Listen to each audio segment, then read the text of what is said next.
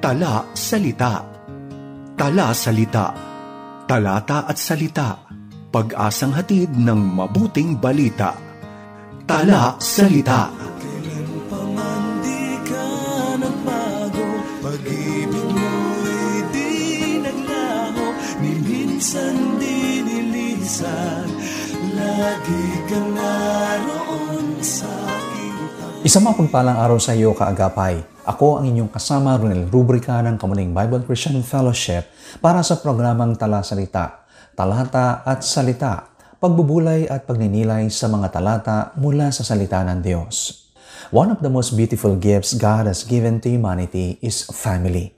From the very beginning in the Garden of Eden, God said, "It is not good that man should be alone." So He created Eve and established the first home. Ang pamilya ay ideya ng Diyos. It is God's idea, hindi ng tao. Ang pamilya ang unang itinatag ng Diyos. Bago pa man ang simbahan, bago pa man ang mga bansa, bago pa man ang mga pamahalaan. But today we see that families are under attack. Marriages are breaking. Children are drifting away. Love is growing cold. And homes that once knew peace are filled with conflict. Gayunman, hindi tayo iniwan ng Diyos ng walang solusyon. Ang susi na makapagpapanumbalik ng kapayapaan, pag-ibig at pagkakaisa sa tahanan ay ang panalangin. At kung paanong kailangan ng ating personal na buhay ang panalangin upang umunlad, gayon din kailangan ng ating mga pamilya ang panalangin upang mag-survive at magpatuloy sa pagyabong. In a world filled with challenges, financial struggles, moral decay, conflict and destructions, prayer is the anchor that holds the home together. A family that prays together stays together. A family that worships together walks in victory together. A family that seeks God together overcomes the storms of life together.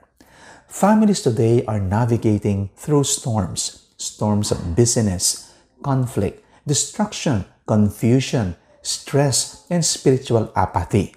Ang pamilya ay maaring matinag o matangay ng iba't ibang uri ng mga pagsubok at pressures. Pressures from culture, technology, finances, and relationships pull us in all directions. In today's world, families are drifting. Yet God, in His wisdom, has not abandoned us to our struggles. He has given us the answer. In times like this, families need something steady, something secure, something that holds the family together, something that grounds us. Our families need an anchor. And that anchor, my brothers and sisters, is prayer. Just an anchor holds and keeps a ship steady in the midst of a storm or in rough waters. Prayer holds and keeps our families steady in the storms of life. Ang mga pamilyang nakaangkla o nakaugat sa panalangin ay hindi matitinag. Maaring dumating ang mga bagyo, ngunit malalim ang kanilang mga ugat. Prayer is not just a routine or religious act or a spiritual activity. It is the anchor of the family, connecting us to the unshakable rock, our Lord Jesus Christ. The anchor that keeps families steady through trials, uncertainties, and spiritual battles. Like a ship anchored to the ocean floor, a praying family remains rooted, grounded, and unshaken. Ngayon na nauunawaan natin kung gaano kahalaga ang pamilya sa disenyo ng Diyos, let us explore the principles that can help every family stand firm through prayer. Una, prayer anchors the family in God's presence. Hebrews chapter 6 verse 19 speaks of hope as an anchor. Prayer is how we hold on to that hope daily. Before anything else, prayer aligns the family with God's presence and purpose. Prayer invites God's presence into the home. When families pray together, they invite the presence of God to reign in their home, ang mamayani at maghari sa kanilang tahanan. When you make prayer a family habit, you are saying, "Lord, you are welcome in our home. Sit at our table. Rule in our hearts." Isipin mo ang iyong tahanan bilang isang bahay na may maraming silid o kwarto. Kung walang panalangin, nananatiling nakasara ang pinto At ang Diyos ay naghihintay sa labas na siya ay anyayahan na pumasok. God stands outside waiting to be invited in. Think of prayer as opening the door for God to come in and take His rightful place at the family table. Prayer opens every door for God to enter. Your kitchen, your living room, your finances, your marriage, your children's education. Decisions made in prayer carry divine wisdom and unity. Family prayer is a declaration that God is the head of our home.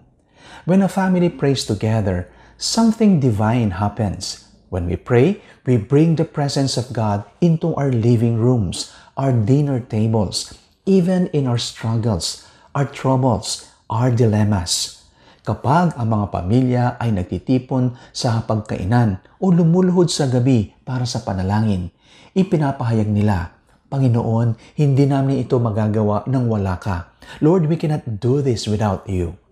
Prayer is more than words. It is spiritual glue. It brings hearts into unity under God's presence. When parents pray with their children, they plant seeds of trust and godly dependence, and they create a legacy of faith. Prayer connects us to God, to each other, and to our purpose. When families stop praying, they start fighting. When families start praying, they stop fighting. Ang isang bangka na walang angkla ay palutang-lutang at lumilihis kahit na tila matatag ito pansamantala.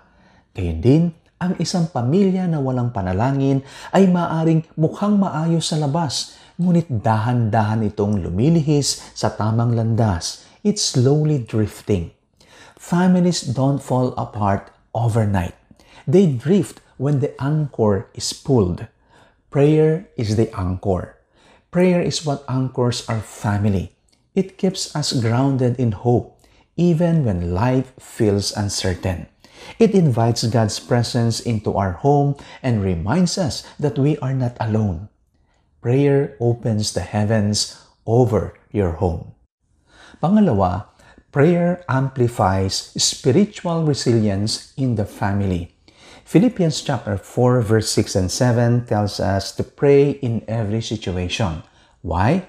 Because storms are inevitable.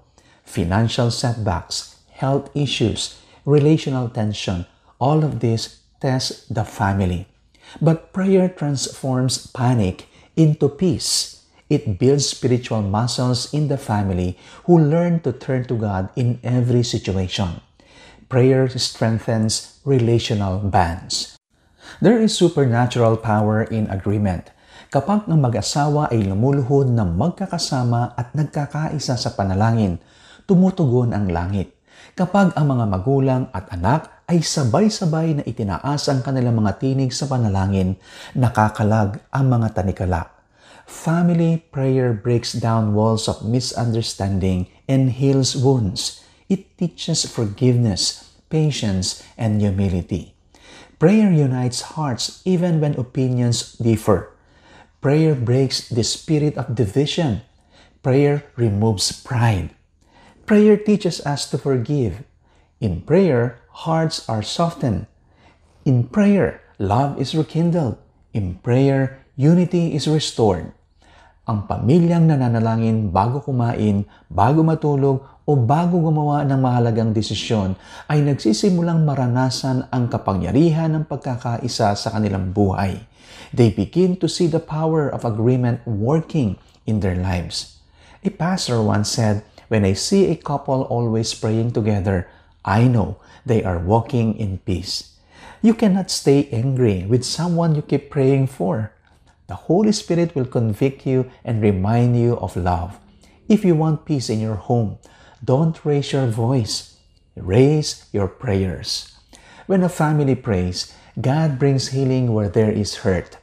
God brings provision where there is lack. When a family prays, God brings peace where there is confusion. God brings restoration where there is brokenness. May isang pamilya na dati nahihirapan sa utang ay nagsimulang magdaos ng gabi-gabing panalangin sa kanilang sala. Nanalangin sila para sa kapayapaan at karunungan. At sa loob ng ilang buwan, nagbukas ang mga pagkakataon. Naging maayos ang kanilang pananalapi at ang kanilang patutuo ay naging inspirasyon sa iba. God honors families that honor Him. Don't wait for problems before you pray. Pray before the storm. And when the storm comes, you already have peace. A praying family is not a perfect family, but it is a prepared one. The storms come, but they don't sink. Hindi sila lulubog. Huwag nating hintayin ang krisis bago magsimulang manalangin. Naway maging panalangin ang ating unang wika, hindi ang huling paraan. Let us not wait until crisis comes to start praying. Let prayer be our first language, not our last resort. Prayer places a hedge around your family. It is not just communication. It is intercession and defense. Think of a ship. The anchor doesn't stop the storm, but it keeps the ship from drifting. Prayer may not stop the challenges, but it keeps our family grounded. Ang ikatlo, prayer aligns the family with God's will.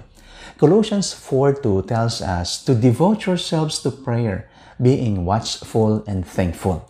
Prayer helps a family discern God's direction in big decisions, where to live, where to work, how to raise their children.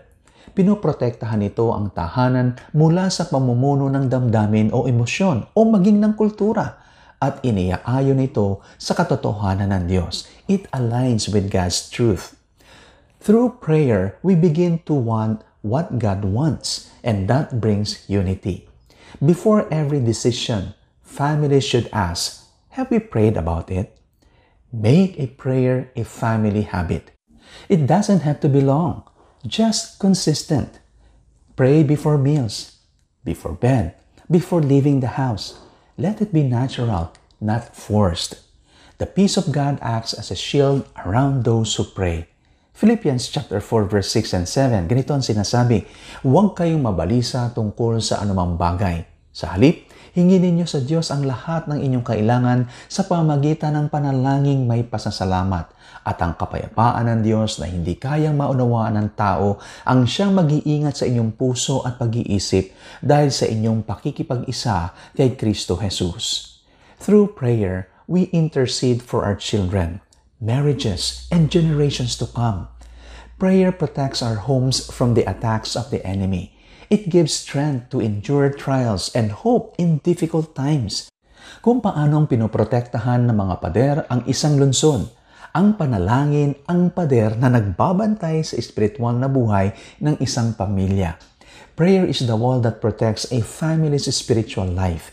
We are living in a spiritual battlefield. The enemy is not after your car or your house. He is after your family. He knows that if he can destroy the home, he can weaken society and the church. But prayer builds a spiritual wall of protection around your family. Prayer covers your children from temptation. Prayer shields your marriage from strife. Job was a man who prayed daily for his children in Job chapter 1 verse 5. Even though trials came, God restored him because he was a praying father. His prayers were like a hedge around his family. Mga magulang, huwag kayong tumigil sa panalangin para sa inyong mga anak. Kahit na maligaw sila, susundan sila ng inyong mga panalangin. Walang distansyang hindi maaabot ng panalangin. There is no distance prayer cannot reach. A praying family leaves a spiritual inheritance far more valuable than money or possessions. Your children and grandchildren will remember how you sought God during tough times, the peace that filled your home, the way prayer brought answers. Pang-apat, prayer alters the atmosphere of the home.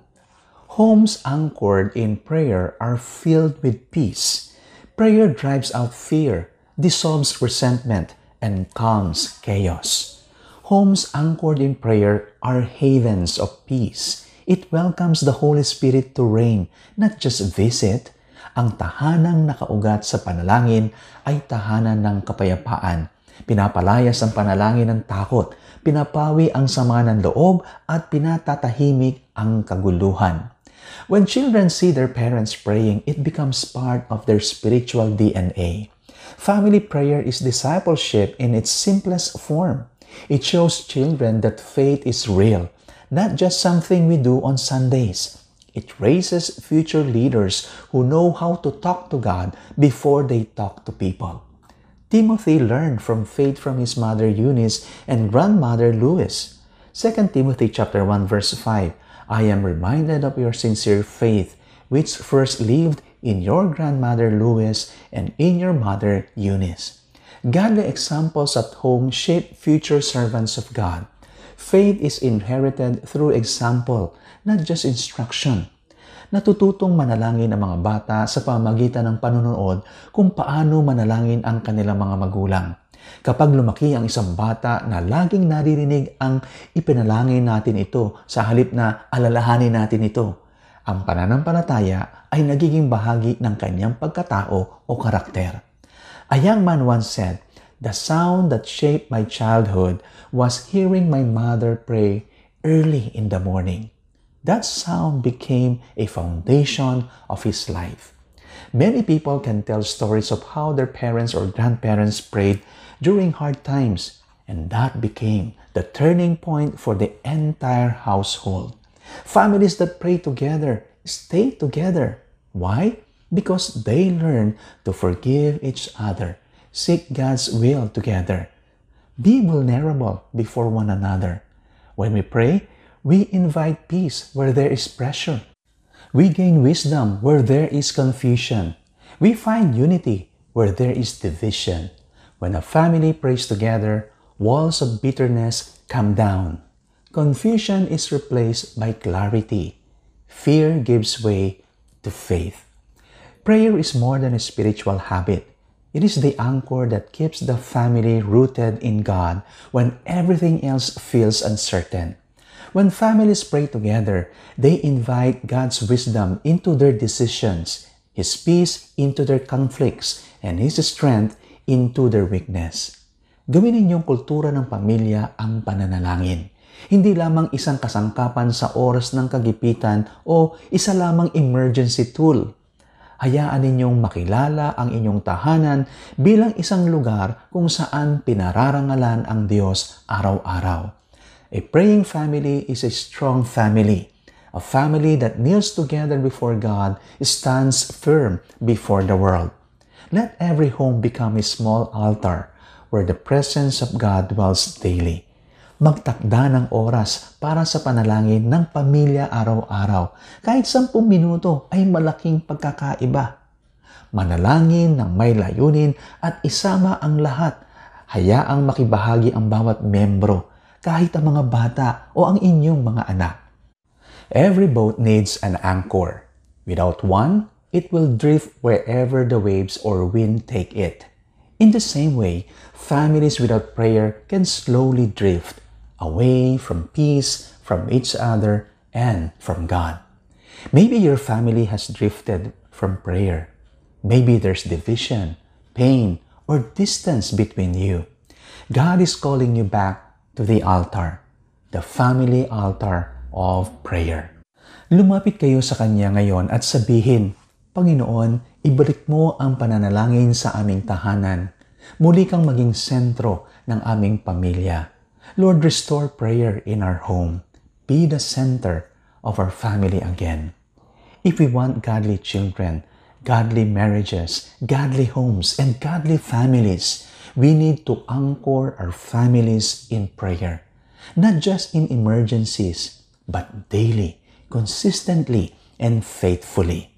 Let our homes be a house of prayer, not just on Sundays, but every day. Hindi kailangan ng mahahaba o magagarbong panalangin. Sapat na ang tapat at tunay na sandali kasama ang Diyos bilang isang pamilya.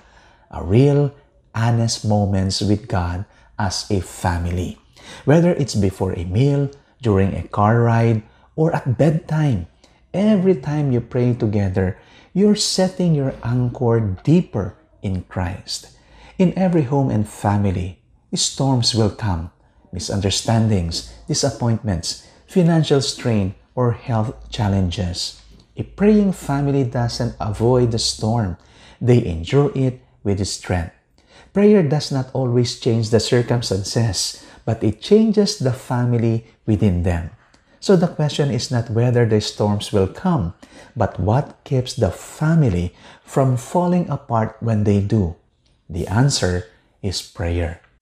No matter what storms your family faces, prayer is the anchor that holds firm. If your family has shifted from that anchor, today is the time to return. As Joshua declared, so should we. As for me and my house, we will serve the Lord. And we serve Him best by seeking Him first, together in prayer. Maraming salamat po sa inyong pagsama sa akin sa araw na ito. Ako po ang inyong kaagapay, Ronel Rubrica ng Kamuning Bible Christian Fellowship.